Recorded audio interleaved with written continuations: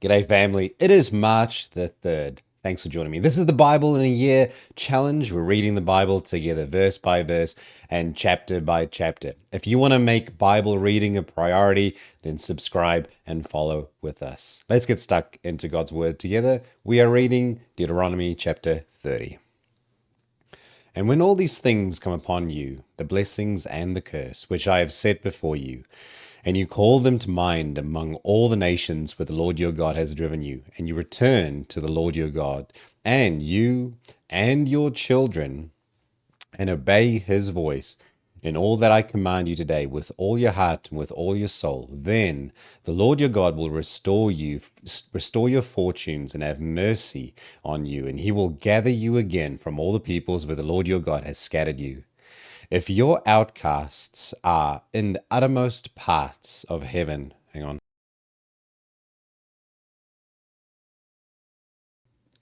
If your outcasts are in the uttermost parts of heaven, from there the Lord will gather you, and from there he will take you. And the Lord your God will bring you into the land that your fathers possessed, that you may possess it, and he will make you more prosperous and numerous than your fathers. And the Lord your God will circumcise your heart and the heart of your offspring, so that you will love the Lord your God with all your heart and with all your soul, that you may live. And the Lord your God will put all these curses on your foes and enemies who persecuted you, and you shall again obey the voice of the Lord and keep all his commandments that I commanded you today. The Lord your God will make you abundantly prosperous in all the work of your hand, in the fruit of your womb, and in the fruit of your cattle, and in the fruit of your ground. For the Lord will again take the delight in prospering you, and as he took delight in your fathers, when you obey the voice of the Lord your God, to keep his commandments and his statutes that are written in the book of the law, when you return to the Lord your God with all your heart and with all your soul. For this commandment that I command you today is not too hard for you, neither is it far off. It is not in heaven, that you should say, who will ascend to heaven for us and bring it to us, that we may hear it and do it? Neither is it beyond the sea, that you should say, who will go over the sea for us and bring it to us, that we may hear it and do it? But the word is very near to you. It is in your mouth and in your heart, so that you can do it. See, I have set before you today life and good, death and evil. If you obey the commandments of the Lord your God that I command you today, by loving the Lord your God, by walking in his ways, and by keeping his commandments and his statutes and his rules, then you shall live and multiply. And the Lord your God will bless you in the land that you are entering to take possession of it. But if your heart turns away and you will not hear, but are drawn away to worship other gods and serve them, I declare to you today that you shall surely perish. You shall not live long in the land. Sorry. You shall not live long in the land that you are going over the Jordan to enter and possess. I call heaven and earth to witness against you today that I have set before you life and death, blessing and curse. Therefore, choose life, that you and your offspring may live, loving the Lord your God, obeying his voice and holding fast to him. For he is your life and length of days, that you may dwell in the land that the Lord swore to your fathers, to Abraham, to Isaac, and to Jacob, to give them. So Moses continued to speak these words to all of Israel, and he said to them, I am 120 years old today. I am no longer able to go out and come in. The Lord has said to me, you shall not go over this Jordan. And the Lord your God himself will go over before you. He will destroy these nations before you, so that you shall dispossess them, and Joshua will go over at your head, as the Lord has spoken. And the Lord will do to them as he did to Sihon and Og, the kings of the Amorites, and to their land, when he destroyed them. And the Lord will give them over to you, and you shall do to them according to the whole commandment that I have commanded you. Be strong and courageous. Do not fear or be in dread of them, for it is the Lord your God who goes with you. He will not leave you or forsake you. Then Moses summoned Joshua and said to him in the sight of all of Israel, be strong and courageous. Hang on, let me cough. For you shall go with this people into the land that the Lord has sworn to their fathers to give them, and you shall put them in possession of it. It is the Lord who goes before you. He will be with you, and he will not leave you or forsake you. Do not fear or be dismayed." Then Moses wrote this law and gave it to the priests, the sons of Levi, who carried the ark of the covenant of the Lord, and to all the elders of Israel. And Moses commanded them, at the end of every 7 years, at the set time in the year of the release, at the feast of booths, when all Israel comes to appear before the Lord your God at the place that he will choose, you shall read this law before all Israel in their hearing.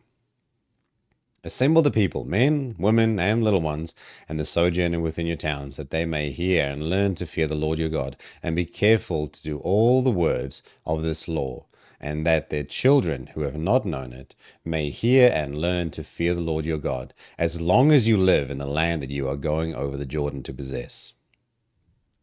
And the Lord said to Moses, "Behold, the days approach when you must die.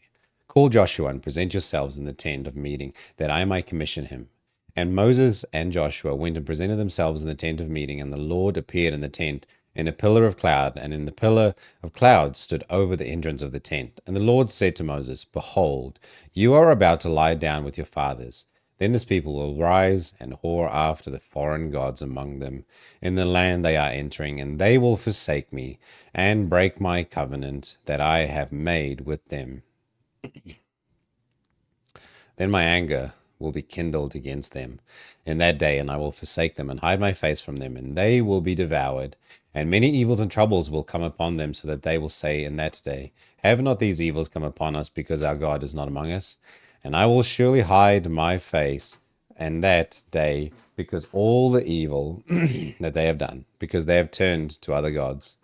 Now therefore write this song and teach it to the people of Israel. Put it in their mouths, that this song may be a witness for me against the people of Israel.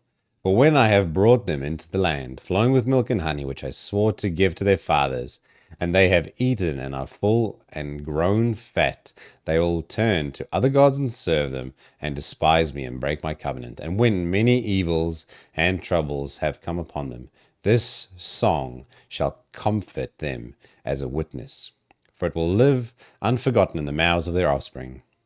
For I know what they are inclined to do even today, before I have brought them into the land that I swore to give. And so Moses wrote this song that same day and taught it to the people of Israel. And the Lord commissioned Joshua the son of Nun and said, Be strong and courageous, for you shall bring the people of Israel into the land that I swore to give them, and I will be with you. When Moses had finished writing the words of this law in the book to the very end, Moses commanded the Levites who carried the ark of the covenant of the Lord, Take this book of the law and put it by the side of the ark of the covenant of the Lord your God, that it may be there for a witness against you. For I know how rebellious and stubborn you are.